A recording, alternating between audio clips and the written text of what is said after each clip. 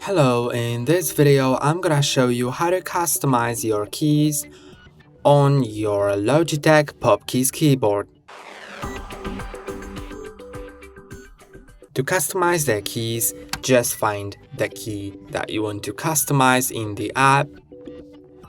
Then you can click on that, and here you have the recommended actions. So I have the show hide desktop. So if I click on it, it'll show me the desktop or hide it.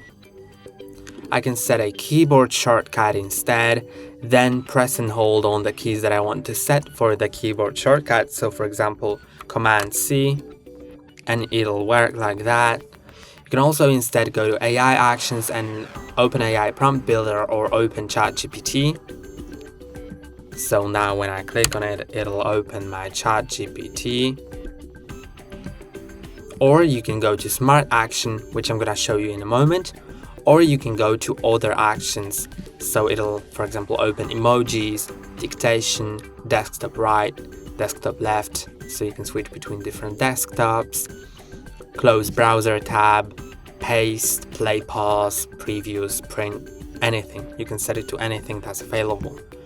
But let's go to the Smart Action and create a smart action. I'm gonna click on no thanks because I know how to use it. Then here you have the if clause. So if show desktop is pressed on your Pop Keys keyboard, you can also add another trigger if you have a mouse connected as well or anything else. So I'm gonna set it to this, only this if clause. Then you can add action, and you can add application. So it'll open application, close application, move it to foreground, hide, or anything. You can also go to keystroke, so it will type something in, text, so it will paste some text, and you can also add system, so it'll do some system actions. So I'm gonna click on cancel.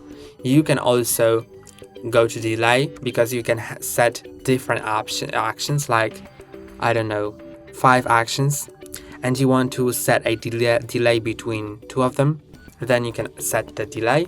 So what I'm gonna do is gonna do something weird. Maybe let's open application, which will be calculator. Then I'm gonna select open application and click on confirm. Then I'm gonna add action with application, which will be calculator, and I'm gonna click on bring to foreground to make sure that calculator is always being brought to foreground after it's opened. Then click on add action, and I'm gonna add a keystroke. Then when I click on start recording, I need to type in the keystrokes that I want to put in. So let's do it. You can record it in advanced mode. You can also record it with fixed delay. So yes, I'm gonna record it with fixed delay. Then when I click on start recording, I'm gonna type in like 45 plus 46. So let's do it. 45. Then let's click on plus. I don't know where it is on my keyboard. Yes, here. Plus 47 equals to, and then stop recording. Then I'm gonna click on confirm. This is my keystroke. Then I'm gonna just save it.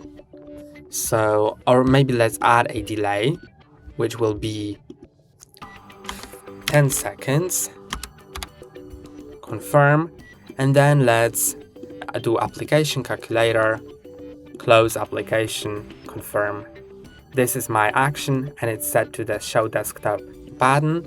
So now when I save it, I can add a name, click on confirm, and now when I click on it, it'll do this weird action, which will open my calculator, type in the keystrokes that I've set. Then after 10 seconds, it should close the application. So let's wait. And it did. And that's how you set everything for your keys. You can also click on add application, because I've been changing the global settings. So the settings which will work anywhere across my system. But if I add an application, For example, ChatGPT.